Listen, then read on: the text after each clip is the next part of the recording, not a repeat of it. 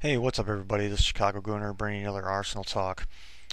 Basically, been doing just transfer stuff in this one, like normal, like I have been doing, and of course, might touch on the World Cup because we have about six Arsenal boys playing, or possibly, well, we got two of them on France and three of them on Germany, possibly even more from the French team as stated in the last few days, last week or so, for Arsenal transfers.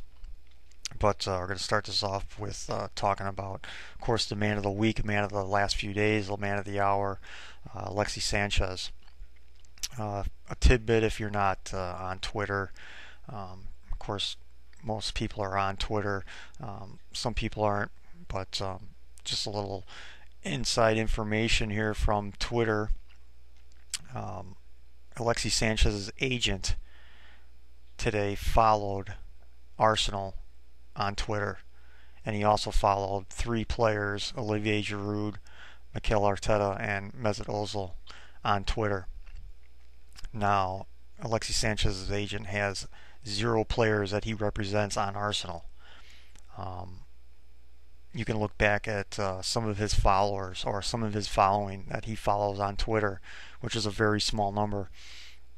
Um, he follows teams that his players are currently on. Um, some people were freaking out because he had Manchester United on, and Manchester United are supposedly interested in Sanchez. I think that's kind of I don't think he wants that. If he doesn't want to go to Liverpool, he's not going to want to go to Manchester either. It's basically the same area up there in the north, was it northwest of England, and but he has a player that I believe he's on the reserves or he's part of the youth system. He's a center forward. I can't tell you his name, but someone tweeted it today.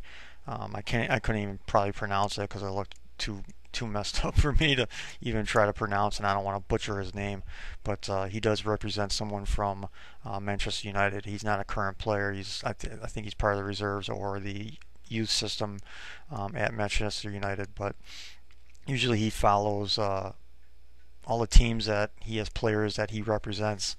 Of course, he represents Vidal as well.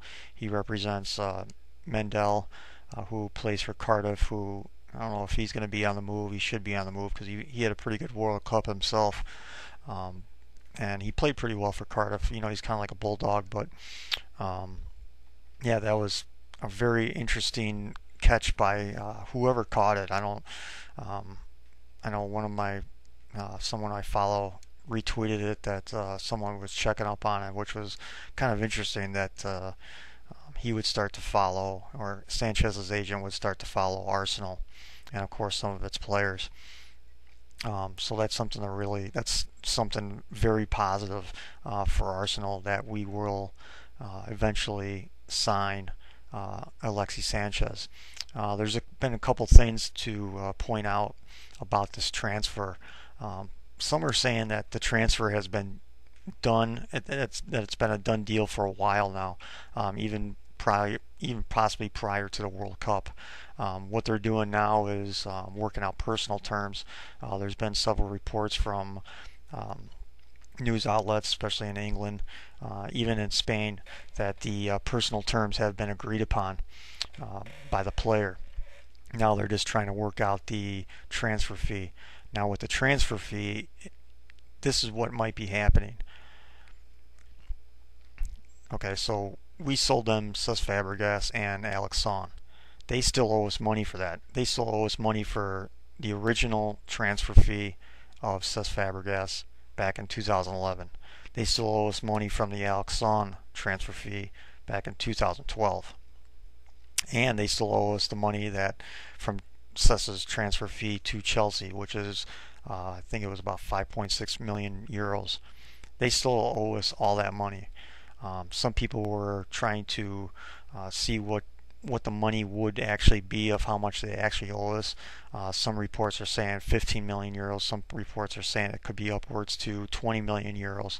No one knows what the real figure is of what they possibly could owe us. That's why you're seeing all these different type of bids from different news outlets for Alexis Sanchez, where you might be seeing 19 million euros, you might be seeing 23 million euros, 25 million euros, you might even see as high as 32 million euros. Um, if you take even the smallest amount, like the valuation fee supposedly from Barcelona is 40 million euros. And say they owe us 15, 17 million euros. Arsenal has had a history, same with Barcelona, that they have a history of forgiving debts as far as old transfer fees. So let's say this is being negotiated right now. Maybe the deal is done. The deal is agreed to that the player is going to move to Arsenal from Barcelona. But now they're just working out the finer details of, okay, you owe us this X amount of money. Okay, this is how much the transfer fee is going to be, instead of throwing out all the different type of money. This is why Barcelona wants to sell the player to us instead of including the player in the deal for Suarez. Of course, too. I mean, it's a beautiful thing when you see, kind of like a world-class player such as Alexis Sanchez saying, "No, I don't want to go to Liverpool." I mean that's just like a kick in the nuts. They're going to lose Suarez, the biter, and on top of that, they have a world-class player saying, "Yeah, I don't want to go there. I want to go to London. I want to go to Arsenal. That's where I want to play," which is a smart move. I mean, it seems like Alexis Sanchez is used to big city life, I guess you can say. Playing in Barcelona. Of course, he's going to want to move to another bigger city where has a little limelight, has a little flash. You think of London as one of the biggest cities in the world. It's one of the greatest cities in the world, possibly. You know, of course, opinions vary on that, but yeah, for as far as the transfer fee goes, this is what they might be negotiating right now. They might be negotiating to the point to where, say, um, you know, Arsenal might say, you know what, you owe us 15, 17 million euros. We'll knock off 10 of that, and you can knock off 10 of that from the Alexis Sanchez transfer fee. So let's say the evaluation is he's worth 40 million euros. All of a sudden now we're getting him for maybe 27, maybe 30, 32 million euros, which is basically like the highest bid that I've seen so far. And of course, reports are saying that Barcelona have even admitted that there are bids on the table for Alexis Sanchez. Of course, how many people are actually bidding on him? The only people that are really in the news for Alexis Sanchez that are consistent is Arsenal, Juventus, and I think Manchester United here and there. But the two main players here, it seems like it's Arsenal and Juventus, and of course, all the reports are saying that Sanchez wants to go to Arsenal and no one else, which is a beautiful thing. Of course, you look at the cockiness of Liverpool and all their fans, and they think they're the English standard of English football, and it's like give me a fucking break. You have one good season from the last like 4 or 5 seasons, and all of a sudden you're the shit again. No, the 70s and 80s are over. Of course, players are probably looking at Liverpool, and they're looking at a guy like Luis Suarez and the crap that he put up with, or the crap that he did at Liverpool, and what they allowed him to get away with, and not trying to put the clamps down on Luis Suarez and trying to get his antics to stop. Also, you have to look at too that some players and even agents are looking at that Luis Suarez, especially last summer. Even Liverpool's owner, that cocksucker, he doesn't honor contracts. So let's say Arsenal, I mean, if he went to Liverpool and he has a buyout clause, they're going to say no to a buyout clause unless it's the right price that they want it at. Even though Suarez had a buyout clause last year of £40 million, Liverpool didn't honor that contract. And don't think for 1 second that players and agents don't see that. They don't that they're reminded of that from, say, Arsene Wenger, even Ivan Gazidis might be saying, "Hey, yeah, you can go there, go ahead," but they're not going to honor your contract. If you want out of there in the next, say, year or two, they're not going to let you go. So that's a pretty big deal for for a world class player to say, "Nah, screw you, Liverpool. I don't want to go there. I want to go Arsenal instead." And plus, I think Arsenal has more to offer to Sanchez anyway. I mean, you have a Mesut Ozil for service. You have a Theo Walcott. You have Olivier Giroud. You have an Aaron Ramsey. You have a young up and coming player in Oxlade Chamberlain. You have a very experienced and well thought of player in Santi Cazorla. You have another up and coming English player who's going to be another fantastic player in Jack Wilshere. And plus, I mean, if you look at Barcelona's style of play and our style of play, they're pretty much the same. We're a little bit more faster paced, I think, than as far as Barcelona. And, we're not dependent on just one player to where, Barcelona seems like at times they're so dependent on Messi. And, there's a lot of reports coming out that Sanchez and Messi didn't really get along all that well. Maybe it's, that's South American connection, or maybe Argentina and Chile doesn't have a great relationship. Who knows? Also, too, I mean, you can look back at Sanchez's numbers from last year. He did a lot of damage when Messi wasn't there. When Messi was out hurt, like in the beginning of the season, Sanchez was one of their best players, if not their best player, during that time. When Messi was out, and he was scoring goals, he was assists, he was pretty much their best player. And maybe he just wants out of there too. Of course, he said he would prefer to stay there, but who knows if that's even true. But that was a great thing to see today, that his agent is following Arsenal, and it looks like it's in the up and up.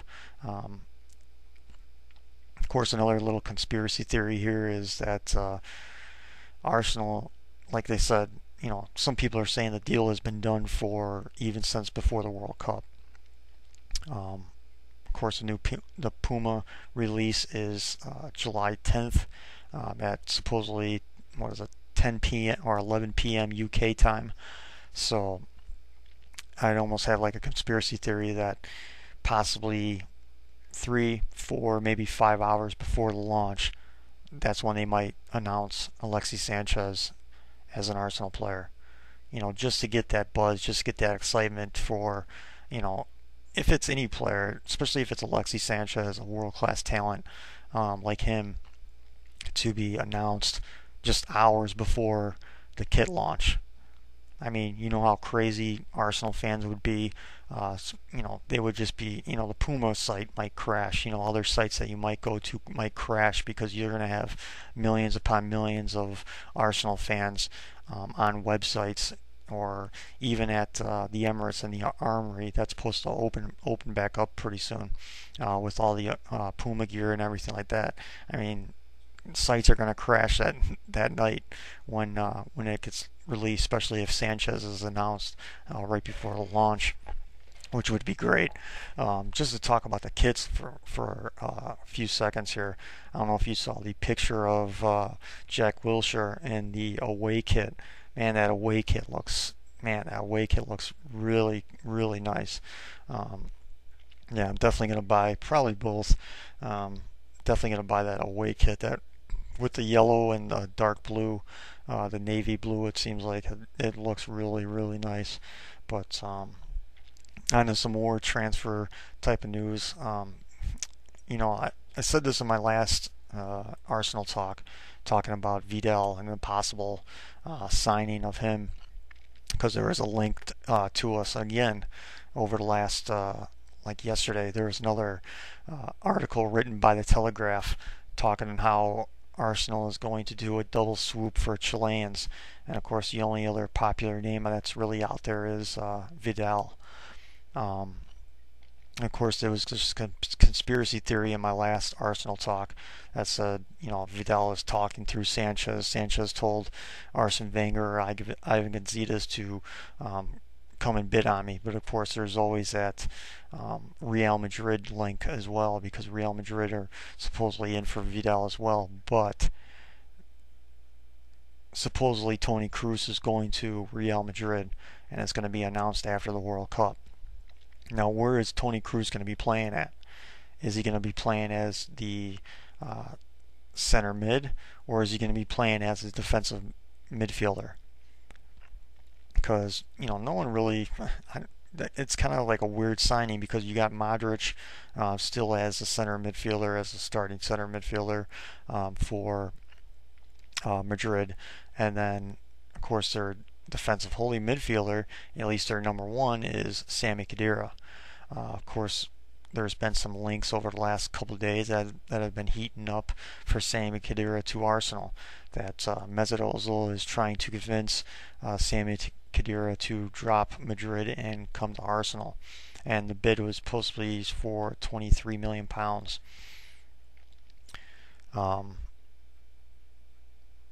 It seems, some people are saying that for the Sanchez deal, that's going to be our marquee signing, and that's going to be the one signing that's going to be the highest amount that we pay for any player in this transfer window. But if you look at all the signings that were being linked to, Matthew Debuchy, I'll go into him here in a little bit. Supposedly there is a tweet about him being unveiled for Arsenal soon, and supposedly he favorited the tweet. How much you want to put into that, how much you want to believe that, I don't know. But if you look at all the links, as far as you got Sanchez for I'll say as high as 32 million euros, which equates out to about 25 to 26 million pounds. You have Matthew Debuchy supposedly for 12 million. You have supposedly Morgan Schneiderlin for around 15 to 18 million. You have Loke Remy for, I guess he has a buyout clause for 8 million, so we'll see about that after the World Cup as well. But if you look at all those, you look at all those transfer fees, and you just have to think, if they're going to start off with Sanchez, that's that just sets a great tone for Arsenal to start off their transfer window, to sign a world-class player, a world-class winger / striker like Alexis Sanchez. You just have to think that there's something else that might be in the works. There's something else that, you look at the Ozil signing last year. I mean, no one knew about that thing until 2 or 3 days before it happened. I mean, right after the Tottenham Hotspur game, you have Arsene Wenger doing an interview after a game, and he says, I might have a little surprise for you. And then all of a sudden, boom, the Ozil stuff just comes piling out, and everybody gets excited, and everybody's up in arms, and everybody's, happy as can be. I mean, that deal came out of absolutely nowhere. So you almost have to think that maybe there's something else. Maybe there's something else out there. I know the hot topic right now is also Di Maria. And supposedly, the numbers are weird because of the euros and pounds. Supposedly Real Madrid won't talk to anybody about Di Maria unless it's at least 40 million pounds. I thought it was 40 million pounds. I guess it's only 40 million euros, which equates to about 32 to 33 million pounds. And of course, they have all the different teams that are on watch, Arsenal being one of them, Manchester United being another one. I think PSG is supposed to be in the talks. Supposedly there might be some type of switch between Monaco and Real Madrid, possibly for James Rodriguez. That's conspiracy theory was out there too, because it seems like if Real Madrid is going to go after a James Rodriguez, that it seems like Di Maria would be on the outs. But there just seems like there's something else that could possibly be in the works. Could it be a Di Maria? Could it be a Vidal? Um, we're in so many different um, links as far as defensive holding midfielders go. It goes as low as Morgan Schneiderlin to a Lars Bender to a Sami Khedira to a Taro Vidal. Of course, the Vidal stuff, that's kind of far-fetched because I would think that Real Madrid would just pounce all over that because they've been looking for a quality defensive holding midfielder to go along with like a Sami Khedira for a while now. Someone who offers just a little bit more pace, maybe a little bit more quality than Sami Khedira. Of course, the one thing you got to look at Vidal for too is he's going to be 28 next season, I believe. I don't know if his yeah, I think he's 27 now. He's going to be 28 during the season or something. So you got to think that age factor is going to come into play as far as the player goes. How many more years he's going to put up with the what Juventus is doing or the lack of what they're doing. Is he going to want to stay with the club? Is he going to want to see what they're going to do for another season, or does he just want to bail right now for something that looks possibly better for him? So that's definitely one to look out for. But there's just so many links. There's just so many things going on. But like like last year, as far as the Ozil signing, that just came out of nowhere. You just almost have to think if they start out with Alexis Sanchez as their signing, as their first signing, hopefully within the next hopefully week or so, you just have to think that maybe there's something else in the works. Maybe there's something else going on behind the scenes that we just do not know about. Because if the deal is already done for Sanchez, are they working on somebody else? Are they doing, are they working behind the scenes for someone else? Something like an Ozil signing where it just pops out of nowhere. Because I think if the Di Maria stuff comes to fruition, you're not going to see that deal get done until almost the transfer window is over, I would think. Unless Madrid is just desperate for money to pay for some of the transfers that they're going to do, which they don't need the money for it anyway. They can buy whoever they want. They can just stockpile as many players as they want to, and it's not going to hurt them. I heard some type of crazy number that they're going to make something around their revenue is going to be close to 585 million euros next year. That's the projection right now, and that's just a crazy amount of money that they're going to be projected as that much money. So I mean, they can go out and buy whoever they want. They don't really need to sell anyone just to make it for another player. But I think if that deal does go down, I can't see Arsenal doing anything until maybe the transfer window is almost done. It would be great to get every single player that we want in before the first game of the season, or in before our training camp even starts, or before our first friendly to start out the preseason. It would be great just to get all those players in, get them into the side, get them introduced to all the players.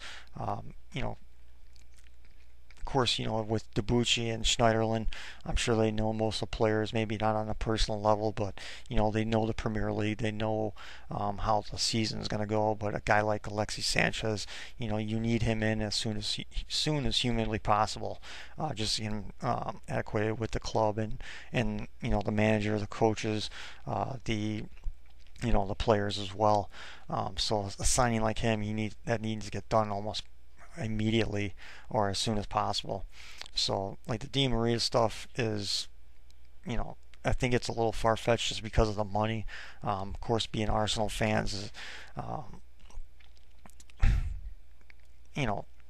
Stan Kroenke had an article back in October saying that Ozil was just the beginning of what is to come at Arsenal and the players that we're going to bring in.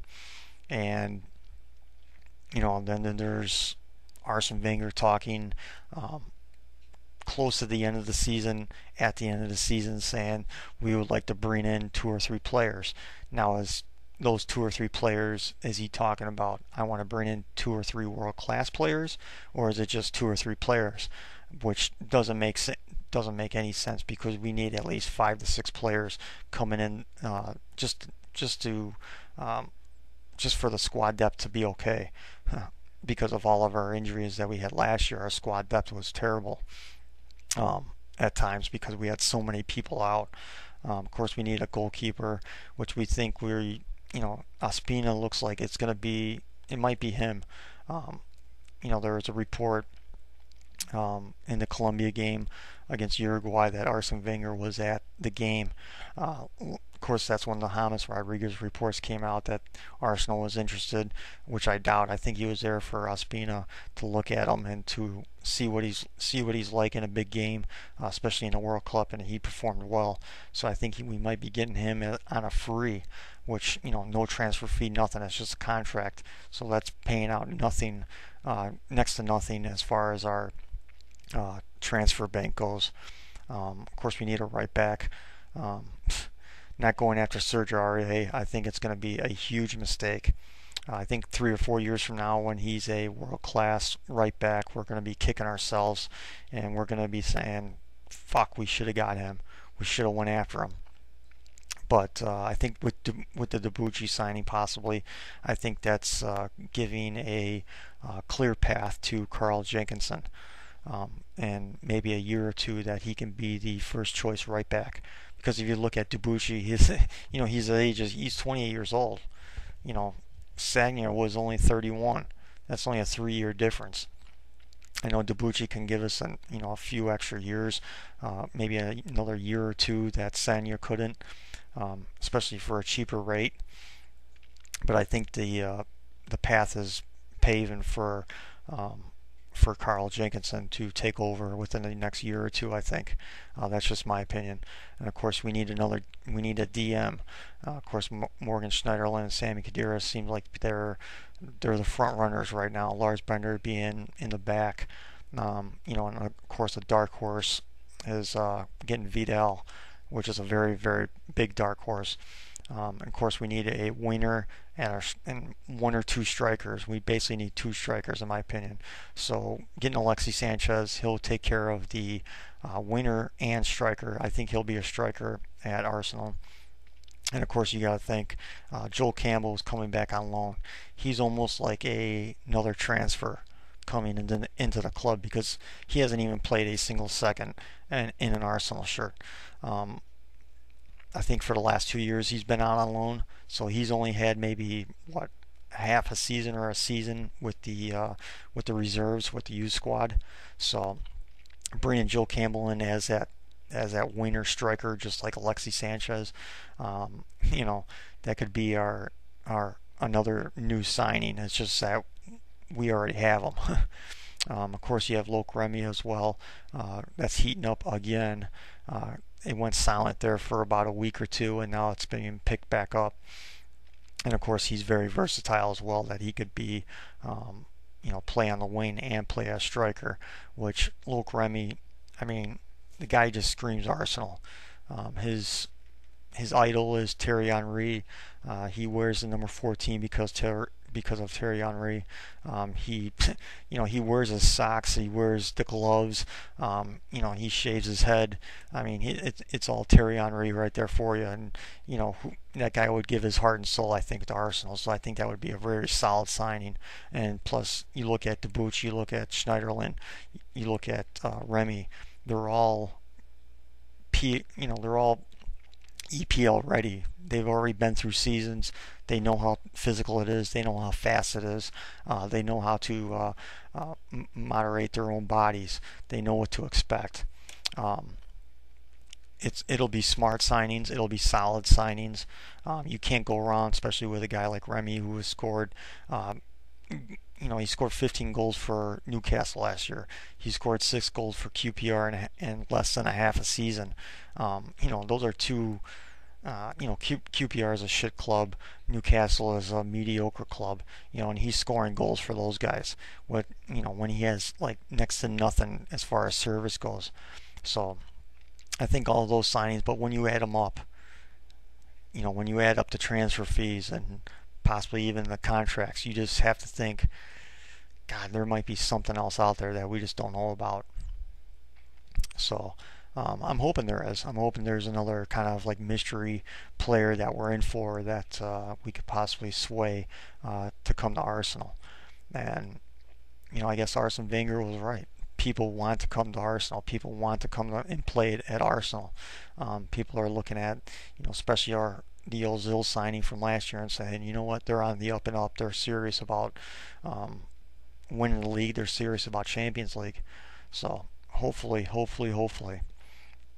Going a little bit of a World Cup preview of the France and Germany game. Of course, we have Olivier Giroud, we have Koscielny, Ozil, Podolski, Mertesacker. Of course, then again, we have possibly Debuchy and Schneiderlin, who Schneiderlin probably won't play. Hopefully Koscielny plays because, for whatever reason, why they have Sacco playing as a center half in front of one of the best center halves in the world in Koscielny. I just don't get it. I don't know what the France manager is smoking right now. If he leaves him out of the side against Germany, I think that'll be a major mistake, especially for someone who has seen and played with Mesut Ozil for an entire season, to where that could benefit him. Of course, Mertesacker and if Olivier Giroud even plays or if he even starts, of course that benefits him, that where he knows how high his work rate is and of course he goes after headers and he just holds the ball up, and he does that so well, Olivier Giroud. So it's going to be a good game, but I think France will win based on the fact that Germany's tactics are all wrong. You look at their tactics, you look at their formation. Of course, they have one of the best right backs in the world, one of the best right backs pretty much ever, and Philipp Lahm playing as their DM. And one of the things that Germany is struggling with right now is they have no play from their fullbacks whatsoever. Why Philipp Lahm is still playing as the DM instead of the right back is beyond me. And of course, you look at Mesut Ozil, you're looking at Mario Götze playing on the wings instead of playing in their natural position. They're playing a more of a 4-3-3 style of play, which I just don't get from Germany's standpoint.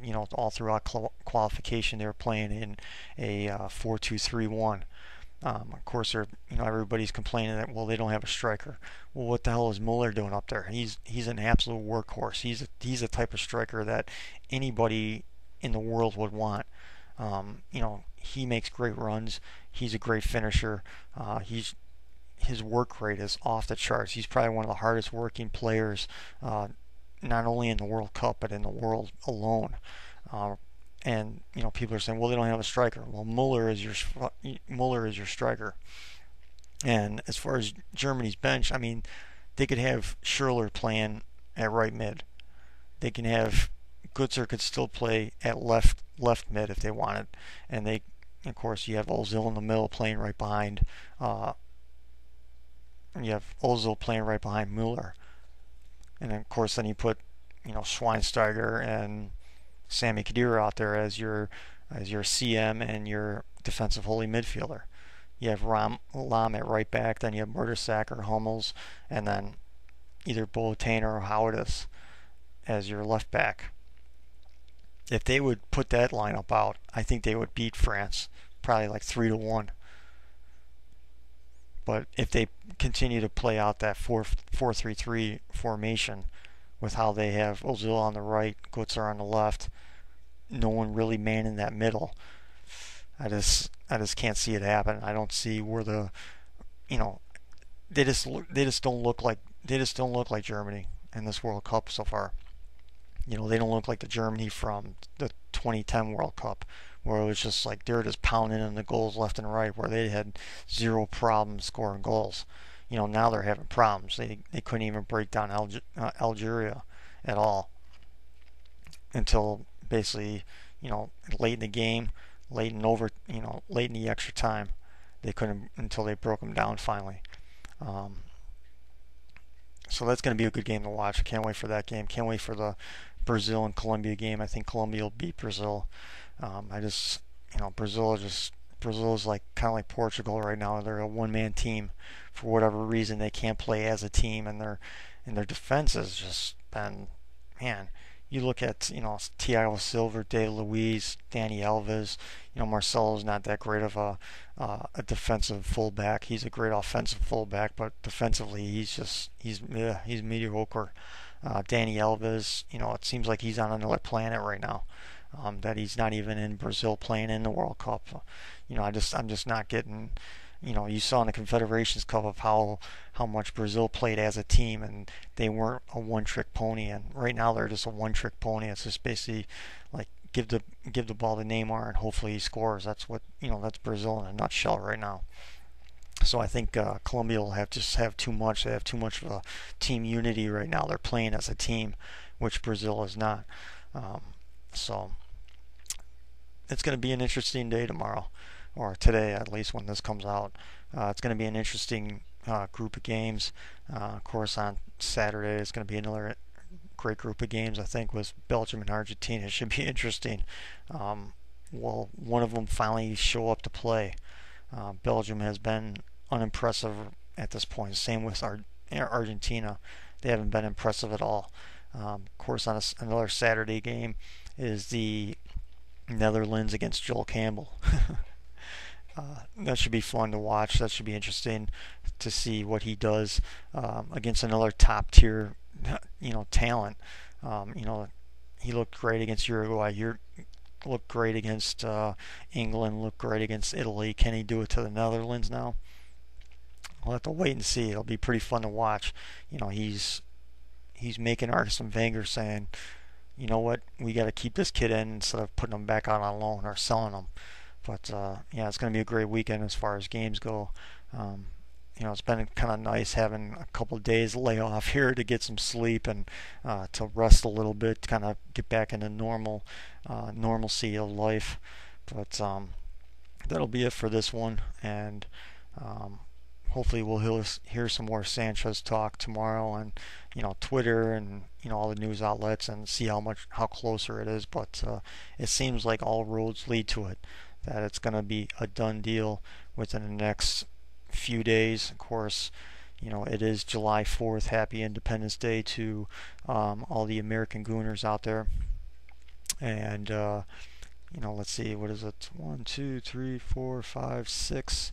About 6 days away from the kit launch. So who knows? Maybe it might be about 6 days until Alexis Sanchez is announced. Only one can hope.